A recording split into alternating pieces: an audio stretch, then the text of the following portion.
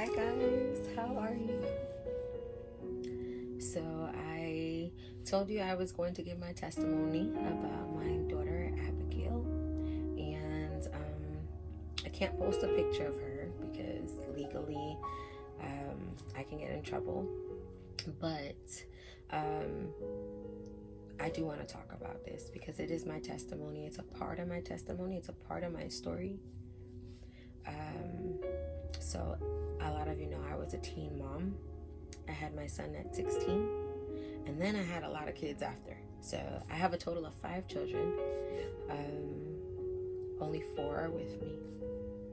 And with that being said, Abigail is my 4th child. She's my 3rd daughter, and I gave her up for adoption. And the whole story behind that is that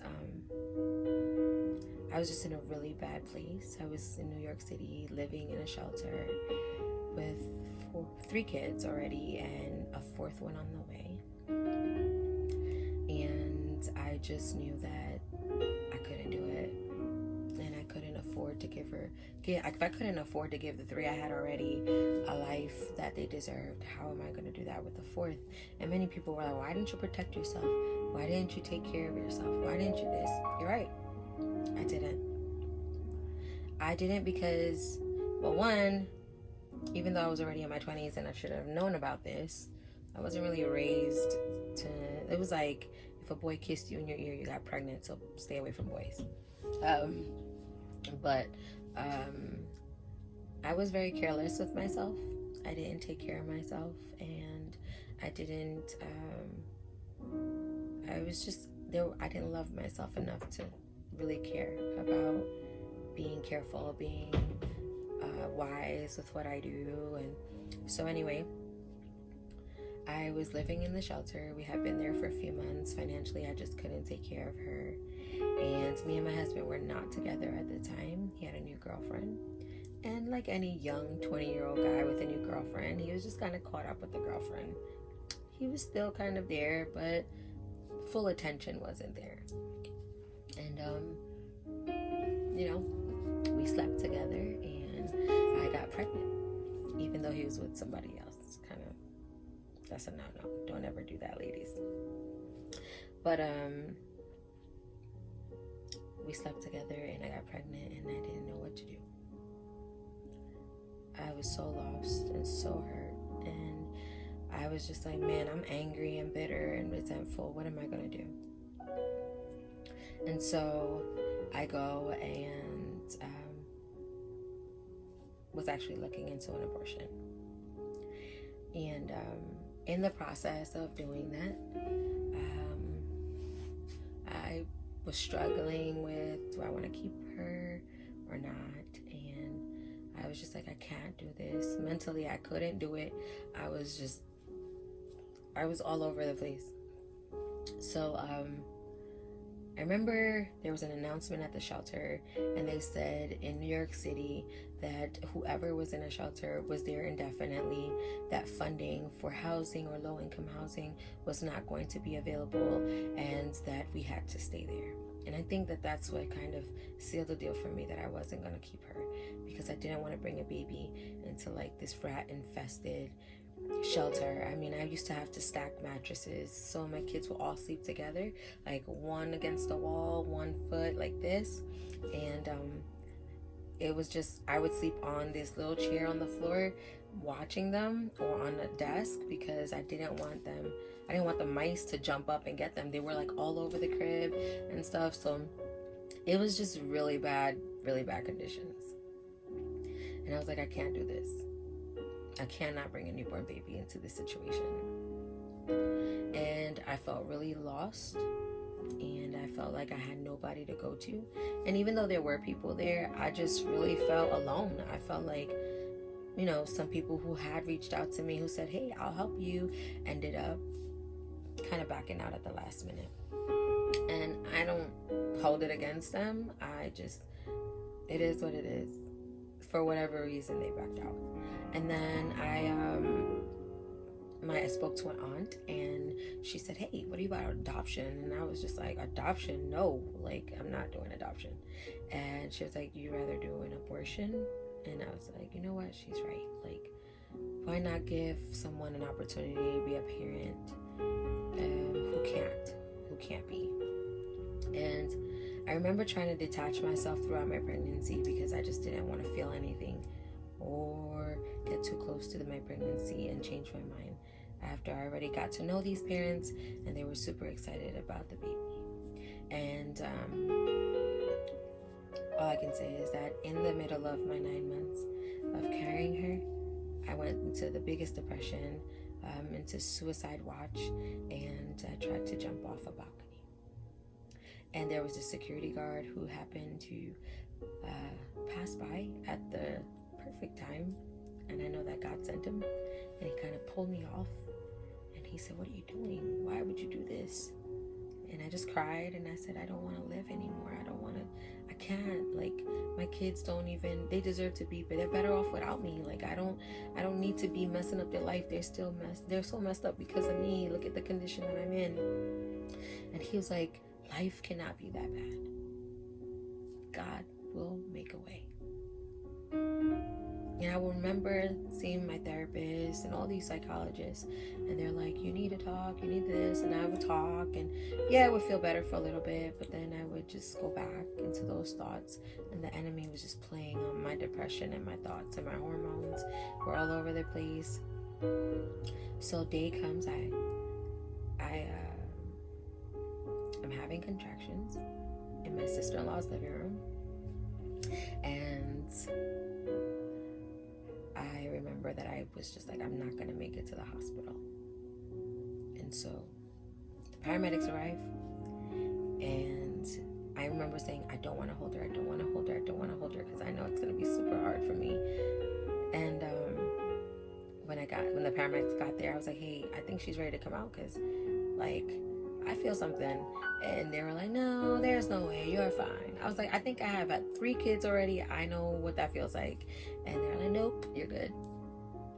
And when they checked, I was crowning and she was ready to come out. So I gave birth on the floor of my sister-in-law's living room.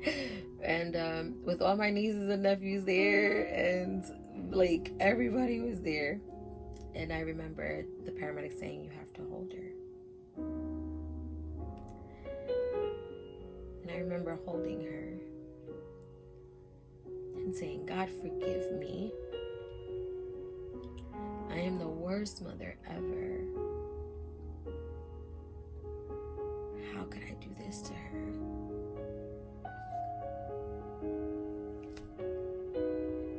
How could I just give up my kid? And it was tormenting. And as I held her, they took me to the hospital. Her parents were there. I had called them and they arrived, and I thought I can just not have to hold her again, but I had to show mom how to change a diaper and how to feed her, and I had to hold her. So the whole time I am showing her mother how to change her and how to do these things. She's a new mom. She doesn't know what to do. So I'm doing all this stuff and showing her, and it is breaking me. I mean, no pain, no boyfriend heartbreak, no husband heartbreak, no heartbreak of friendships, no heartbreak of father not being there, no heartbreak of mother being mean to me compares to that kind of pain. And I can only think of Jesus and God, and how hurt God was to send Jesus here to die for us. I gave my daughter to a family that I knew was going to be loving and amazing, not to be sacrificed. So I can't imagine how God felt sending Jesus here for us, having to give him up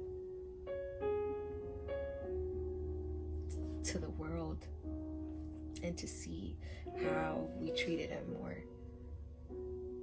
how we betrayed him. And so I finally am done teaching her how to do this, and then I'm like, hey, okay, I'm done, right? I'm thinking it's over. And they're like, well, legally in the state of New York, you have to walk the baby out of the hospital and give her over.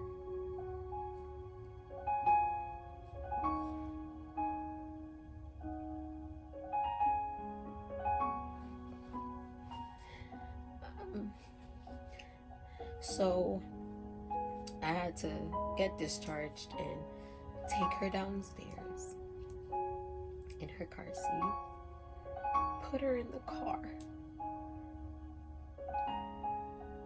and see them drive off with her.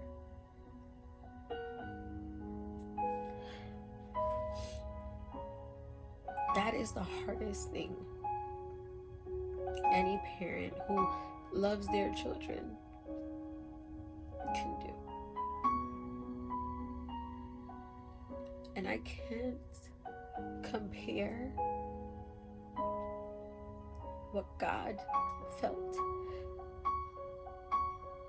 when He let Jesus die for us.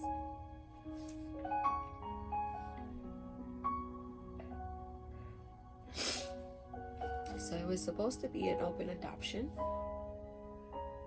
And I think I was just calling too much and checking in too much. I think I scared her away. So she ends up moving, and mom ends up moving, changing her phone number. And I never got a picture, and I never got anything. So I never knew what she looked like. And there wouldn't be times that I would go by and just, I have like birth certificates and letters and stuff, and I would just go through the stuff and just meditate. I have a box where I write her letters, and I was very angry and bitter with my husband and with myself. I couldn't forgive myself, and I went to a women's retreat. And this is where kind of the healing started. I went to a women's retreat with my church in New York. And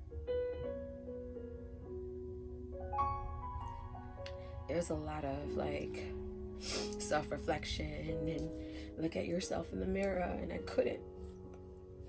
And I had to be set free for lack of forgiveness and not being able to forgive myself or my husband. And I used to wonder, like, I wonder who she looks like. I wonder, did she take her first steps? Like, what kind of hair does she have? Or her complexion? Or does she look like any of the other kids? And I just always battled with, like, wondering. And it's normal. But for me, it was just constantly there. And, so, a few years pass, nothing. I know nothing. And I moved to Arizona. And one of my, one of my prayers is that I will meet her one day. That before I leave this earth, I will have the opportunity to tell her that I never stopped thinking about her, that I love her, and that I hope she had a great life, and that she would forgive me. And so I moved to Arizona, and I am fairly new here, and I'm working at this hotel, and I am at that time on Facebook, and there's this thing in Spanish that they say, like, the blood of a mother, like, or it says la sangre llama, means the blood cries out, and it's like a mother knows when it's her child, like she knows when it's her child. And I remember, sorry, I got a cramp. I remember going on MySpace, on Facebook. Oh my gosh, I'm old. MySpace. But going on Facebook, and looking up the dad and looking up the mom, and I just couldn't find them. And I'm like, man, what's going on? So I finally found like relatives to her, and I was able to track down that dad.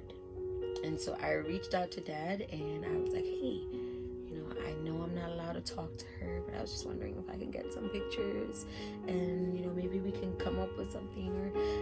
And he blocked me. That was the most like painful thing, because I'm like, we're adults, like we could talk about this, but no, he blocked me. And then my oldest daughter reached out to him, and she's like, hey, I know that it's weird, and my mom has always talked about her to us, and that is my sister. I want to get to know her. Like, I know we can't right now, but can you just give us permission later? And he blocked my daughter. And I can understand the fear as an adoptive parent. Like, oh my gosh, they're gonna come back in the picture. What if she leaves with them? What if she wants to live with them? What if all these things and factors come into play? And I think it's because they don't obviously know me. And so I think that it's something that any parent who's adopted a child, no matter how many years pass, you get worried. I just hope they didn't lie to her. And that's the reason why they're not allowing this. And legally they can't. She's not 18 yet. And I battled with, would I reach out to her? Would I, and I don't want to do that to her. I don't want to emotionally mess her up by just popping up like, hey, I'm your mom. I would never say that, because I'm not your mom. I didn't raise you. I'm just your biological mom, and that's it. But God healed me completely in an instant at a retreat of self-hate, of resentment and bitterness towards my husband, and completely taught me to be okay with, if she came knocking on my door asking questions, would I be ready for that? Yeah. And all I do now is pray, and I'm like, God, I pray that one day, I know that God could do it. And there's actually this guy named Jason Upton, who he's adopted, and he met his mom, and it's beautiful, the story and the testimony behind it. But I'm like, God, it'd be amazing if like one day I was like leading worship and she happened to walk in to wherever I was at, or she would reach out to me, or she would see a video and she would just be like drawn to me by God, by the grace of God, by the love of God. I know that all these things are possible. And one of the things that helps me is knowing that she's okay. Is knowing that she's safe. Is knowing that she's living her best life.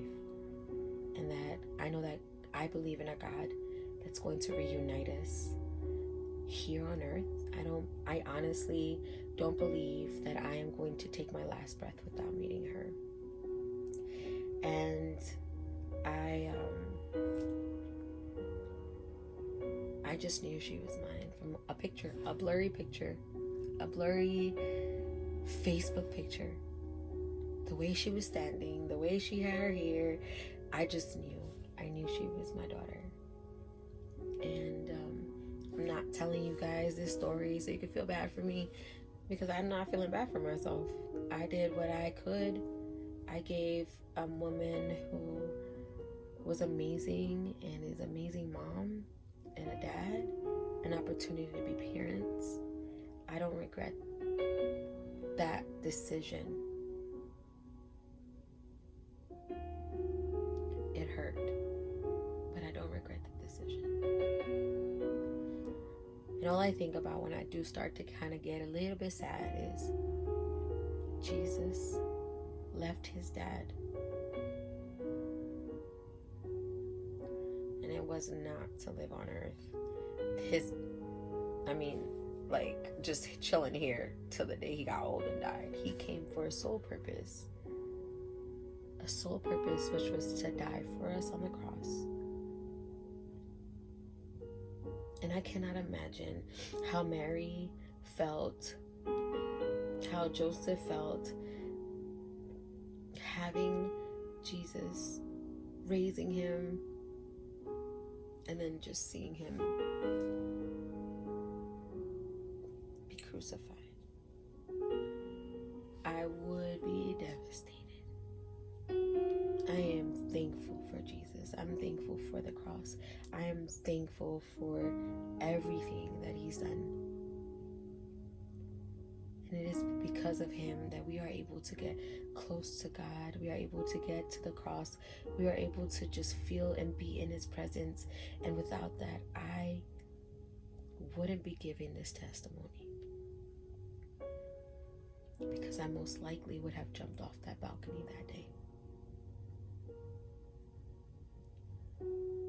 So,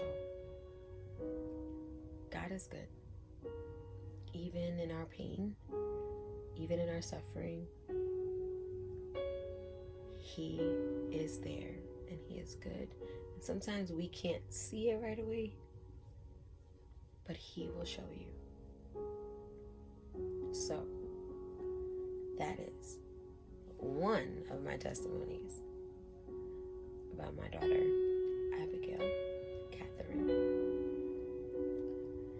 So, I hope you guys realize that this was not only a story so you can get to know me better and know the power of God in healing and what he can do in our lives if we truly, truly just give it to him and learn that even though it's hard to give it to him, you give him a little piece at a time, he can do it. I was lucky. He set me free supernaturally and in an instant. Some people's processes is a little longer, but he can do it. And if you're a mom and you have been in this situation, I don't know, or you're pregnant and you don't know what to do, I suggest prayer number 1, and for sure, adoption is amazing. You can definitely bless someone's life. So, I love you guys. And I definitely feel that God is taking me into a place of giving more of my testimony and bringing people on to give their testimony. So, we will stay tuned. And remember, you are living